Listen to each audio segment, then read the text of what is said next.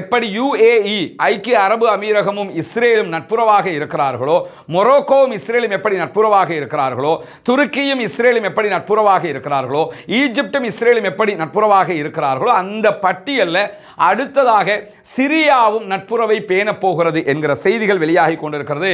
இன்றைய நாளில் ஸ்பெயினுடைய வெளியுறவு அமைச்சர் ஜோஸ் மேனுவல் அவர்கள் வெளியிட்டிருக்கக்கூடிய ஒரு அறிக்கை வெளியாகி இருக்கிறது. அதில் அவர் சொல்லியிருக்கக்கூடிய செய்திகள் மிகவும் முக்கியமான செய்திகளாகவும் காணப்படுகிறது. இவர்தான் ஜோஸ் மேனுவல் அவர்கள். இன்றைய நாள் அவர் சொல்லும் போது என்ன சொல்றாருன்னா, காசாவுக்காக 3 காரியங்களை இந்த உலகம் செய்ய வேண்டும்.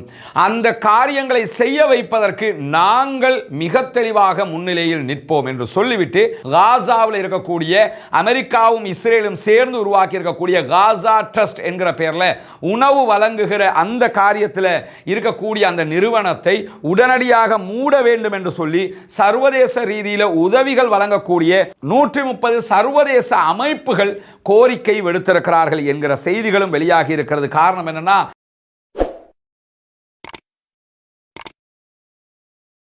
அஸ்ஸலாமு அலைக்கும் வரஹ்மத்துல்லாஹி வபரகாத்துஹு. அன்பிற்கினிய சகோதர சகோதரிகளே, நம் அனைவர் மீதும் ஏக இறைவனுடைய அமைதியும் கருணையும் உண்டாகட்டுமாக என்கிற உயரிய பிரார்த்தனைகளோடு, பாலஸ்தீனத்தினுடைய காசா பகுதிகளில் இஸ்ரேலிய ஆக்கிரமிப்பு இராணுவத்தினுடைய தாக்குதல்கள் ஆரம்பிக்கப்பட்டு 634வது நாளான இன்றைய நாளில் என்னவெல்லாம் நடந்திருக்கிறது என்கிற செய்திகளைத்தான் நாம் பார்க்க இருக்கிறோம். நமக்கெல்லாம் தெரியும், காசா என்பது பாலஸ்தீனத்தினுடைய ஒரு பகுதி. பாலஸ்தீனம் என்பது ஒரு தனி நாடாக இந்த உலகத்திலே இருந்த நிலையில் அதை ஆக்கிரமித்து உருவாக்கப்பட்ட இஸ்ரேலிய ஆக்கிரமிப்பு நாடு இன்றைக்கு அவர்கள் தனி நாடாக செயல்பட்டு கொண்டிருக்கும் போது பாலஸ்தீனத்தை தனி நாடாக அங்கீகரிக்க முடியாது, அங்கீகாரம் கொடுக்க கூடாது என்று சொல்லி அமெரிக்கா உள்ளிட்ட இஸ்ரேல் உள்ளிட்ட பல நாடுகளும் மேற்கு நாடுகள் நிற்கிற போது பாலஸ்தீனம் தனி நாடாக்கப்பட வேண்டும், எங்களுடைய நாடு எங்களுக்கு வேண்டும் என்கிற கோரிக்கைகளை தொடர்ந்து வலியுறுத்தி வருகிறார்கள் பாலஸ்தீன அப்பாவிகள். அந்த அடிப்படையில் தான்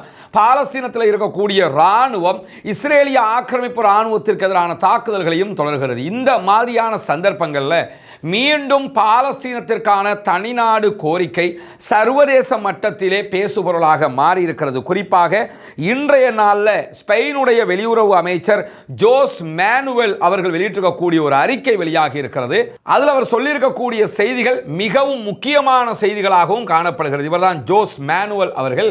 இன்றைய நாள் அவர் சொல்லும் போது என்ன சொல்றாருன்னா, காசாவுக்காக 3 காரியங்களை இந்த உலகம் செய்ய வேண்டும். அந்த காரியங்களை செய்ய வைப்பதற்கு நாங்கள் மிக தெளிவாக முன்னிலையில் நிற்போம் என்று சொல்லிவிட்டு, முதலாவது காசாவிலே நிரந்தர யுத்த நிறுத்தம் கொண்டு வரப்பட வேண்டும். இனிமேல் காசாவுக்குள்ள யுத்தமே நடக்கக்கூடாது, அந்த திட்டம் கொண்டு வரப்பட வேண்டும். இரண்டாவதாக, காசாவினுடைய அப்பாவிகளுக்கு உடனடியாக மருந்து, உணவு உள்ளிட்ட உதவி பொருட்களை இந்த உலகம் வழங்க வேண்டும். மூன்றாவதாக, பாலஸ்தீனத்தை தனி நாடாக அங்கீகரித்து இருநாட்டு தீர்வுகளுக்கு நாம் செல்ல வேண்டும் என்கிறார் ஜோஸ் மேனுவல், ஸ்பெயினுடைய வெளிவிவகார ஃபாரின் மினிஸ்டர் அவர்கள். இதைத்தான் இந்த நிமிடம் வரைக்கும் பாலஸ்தீன போராட்ட குழுக்களும் கேள்வியாகவும் கோரிக்கையாகவும் முன்வைத்துக் கொண்டிருக்கின்றன. எங்களுக்கு உடனடியாக யுத்த நிறுத்தம் தேவை, உதவி பொருட்கள் தேவை. மூன்றாவதாக, எங்களுடைய நாட்டை நீங்கள் தனி நாடாக அங்கீகாரம் அளிக்க வேண்டும், அதுதான் உண்மையான நாடு என்கிற கோரிக்கைகளையும் அவர்கள் எழுப்பிக் கொண்டிருக்கிறார்கள். சர்வதேச மட்டத்தில் மீண்டும் பாலஸ்தீனம் தொடர்பான பேச்சுக்கள் எடுபட ஆரம்பித்திருக்கின்றன. பல நாடுகளிலும் போராட்டங்கள், ஆர்ப்பாட்டங்கள் மீண்டும் தலையெடுக்க ஆரம்பித்திருக்கிறது. பொறுத்திருந்து பார்ப்போம் இதனுடைய எழுச்சி எந்த வகையில் சாத்தியப்படுகிறது என்பது. இந்த மாதிரியான சூழல்ல இன்றைக்கு வெளியாக இருக்கக்கூடிய இன்னும் ஒரு முக்கியமான செய்தி என்னன்னு கேட்டா, சிரியா அரபு நாடுகளோடு ஒண்டி இருக்கக்கூடிய இன்னும் ஒரு அரபு நாடாக இருக்கிறது. அதாவது லெபனானுடைய பார்டர்லையும் அதே நேரத்தில் இஸ்ரேலுடைய பார்டராகவும் இருக்கக்கூடிய பகுதிகள் எல்லாம் சிரியாவினுடைய எல்லைகளாக இருக்கிறது. இந்த சிரியாவில் ஒரு 1 இயருக்கு முன்னாடி வரைக்கும் அசாதுடைய ஆட்சி, பஷர் அல் அசாதுடைய ஆட்சி இருந்தது. பஷர் அல் அசாதுக்கு துணையாக ஈரானுடைய அரசு தேவையான உதவிகளை செய்து கொண்டிருந்தது.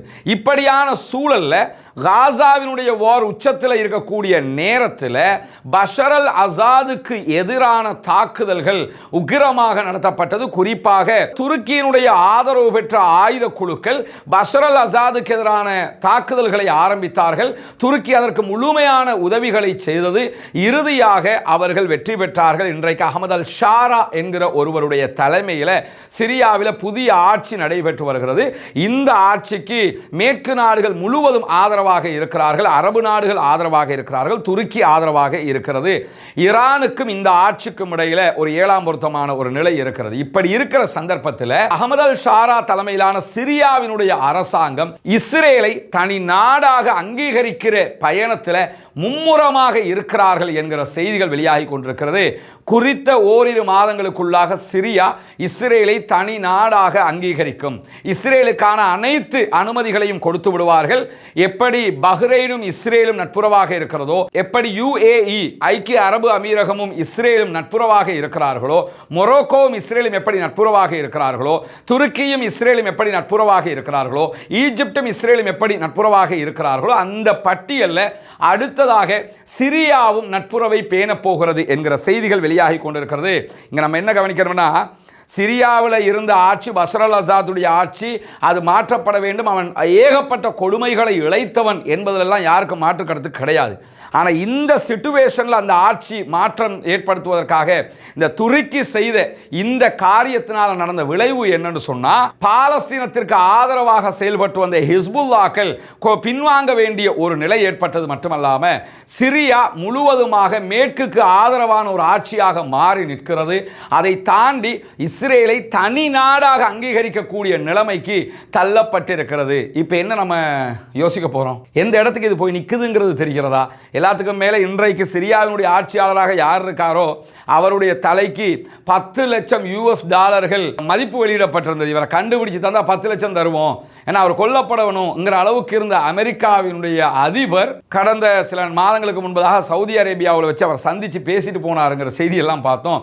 எனவே மேற்கு நாடுகளுடைய பார்வைதான் ஒருவரை தீவிரவாதியாகவும் ஒருவனை நல்லவனாகவும் சித்தரிக்கிறது என்பதை நம்ம கண்ணுக்கு முன்னாடி பார்த்துக்கிட்டு இருக்கிறோம். அந்த அடிப்படையில் சிரியா தற்போது இஸ்ரேலை ஒரு தனி நாடாக அங்கீகரிக்கிற நிலைக்கு வந்திருக்கிறார்கள் என்கிற செய்திகளையும் இன்னைக்கு நம்ம பார்க்கிற அதே நேரம் இன்றைக்கு 24 மணி நேரங்களுக்குள்ளாக 65 அப்பாவிகள் காசாவுக்குள் கொல்லப்பட்டிருக்கிறார்கள், ஷஹீதாகி இருக்கிறார்கள். 120க்கும் மேற்பட்டவர்கள் படுகாயம் அடைந்திருக்கிறார்கள் என்கிற செய்திகளுக்கு மத்தியில் காசாவில் மிக வேகமாக மூளை காய்ச்சல் பரவி வருகிறது என்கிற செய்தி வெளியாகி இருக்கிறது. காசாவினுடைய சுகாதார அமைச்சகம் இந்த செய்திகளை வெளியிட்டிருக்கிறாங்க. மூளை காய்ச்சல் பரவுகிற விவகாரங்களை பொறுத்தவரையில் அது சில பாக்டீரியாக்களால் தான் பரவும் என்கிற எண்ணப்பாடுகள், விஞ்ஞான ரீதியிலான கருத்துருவாக்கங்கள் இருந்தாலும் தற்போது பரவுகிற இந்த மூளை காய்ச்சலுக்கான காரணமாக உலக சுகாதார அமைப்பு எதை சொல்றாங்கன்னா, காசாவில் நடத்தப்படுகிற இஸ்ரேலிய ஆக்கிரமிப்பு இராணுவத்தினுடைய தாக்குதல்கள் காரணமாக ரசாயன துகள்கள் மூலமாகவும் இது ஏற்படலாம், அதுதான் காசாவுக்குள்ள மிகப்பெரிய ஒரு தாக்கத்தை உண்டாக்குகிறது என்று இன்னைக்கு நீங்க பார்த்தீங்கன்னா அல் ஜசீரா அரபு, அல் ஜசீரா இங்கிலீஷ், அதே நேரத்தில் மற்ற பல ஊடகங்களில் காசா நிலைமை தொடர்பாக பேசுகிற போது மையாதீன் வரைக்கும் எல்லோருமே இந்த மூளைக்காய்ச்சல் விவகாரத்தை பேசுகிறாங்க. அந்த மக்கள் எத்தனையத்தான் தாங்க போகிறாங்கங்கிற ஒரு மனக்கவலை தான் நமக்கு தாங்க முடியாமல் இருக்கு. என்னன்னா, ஒரு புறம் குண்டு போட்டு கொண்டுகிட்டே இருக்கிறாங்க, மறுபுறம் சாப்பிட வழி இல்லாமல் அவர்கள் செத்து மடிந்து கொண்டிருக்கிறார்கள். இப்பொழுது அவர்களுக்கு மூளைக்காய்ச்சல் பரவுகிற ஒரு நிலையும் உண்டாகி இருக்கிறது. வல்ல ரஹ்மான் தான் அவர்களை பாதுகாக்க வேண்டும் என்கிற நிலையில் கல்கில்யா பகுதிகளில் இன்றைக்கு இஸ்ரேலிய ஆக்கிரமிப்பு இராணுவம் தாக்குதல்களை நடத்தி வருகிறார். அதே நேரம் 45 அப்பாவி பாலஸ்தீனர்களை அநியாயமாக கைது செய்திருக்கிறார்கள் என்கிற செய்திகளும் வெளியாகி இருக்கிற அதே நேரம் இன்றைக்கும் இஸ்ரேலியர்கள் புனிதமிக்க மஸ்ஜிதுல் அக்ஸாவுக்குள்ள நுழைந்து அவர்களுடைய தல்முதிக் என்கிற அந்த யூத வழிபாட்டை செய்திருக்கிறார்கள். நீங்க இன்னைக்கு பார்க்கலாம், அல் ஜசீரா வெளியிட்டிருக்கக்கூடிய ஒரு புகைப்படத்தை தான் நீங்க பார்க்குறீங்க. புனிதமிக்க மஸ்ஜிதுல் அக்ஸா முஸ்லிம்களுடைய 3வது புனித தலமாக இருக்கிறது. அதற்குள் தினம்தோறும் இப்படி நுழைந்து அநியாயம் செய்யக்கூடிய வேலைகளை இஸ்ரேலியர்கள் செய்து வருகிறார்கள். ஆனால் இதை கூட தட்டி கேட்காமல் அரபு நாடுகள் பார்த்து கொண்டு மௌனமாக இருக்கக்கூடிய நேரத்தில் தான் நட்சாரிம் கிராசிங் பகுதிகளில் இன்றைக்கு உணவு பெற்றுக்கொள்வதற்காக சென்ற பாலஸ்தீன அப்பாவிகள் மீது தாக்குதல் நடத்தியதில் இன்றைக்கும் 7 பேர் கொல்லப்பட்டிருக்கிறார்கள், ஷஹீதாகி இருக்கிறார்கள். உணவுகளை எடுக்கச் செல்கிறவர்களும் கொல்லப்படுகிறார்கள். தொடர்ந்து இந்த நிலையில் தான் UNRWA என்கிற பாலஸ்தீனத்திற்கான ஐநாவினுடைய முகமை இன்னைக்கு என்ன சொல்லியிருக்கிறாங்கன்னு கேட்டால், அமெரிக்காவினுடைய இந்த உதவி வழங்குகிற பொறிமுறை ஒரு கொலைக்களம். எனவே இது உடனடியாக நிறுத்தப்பட வேண்டும்.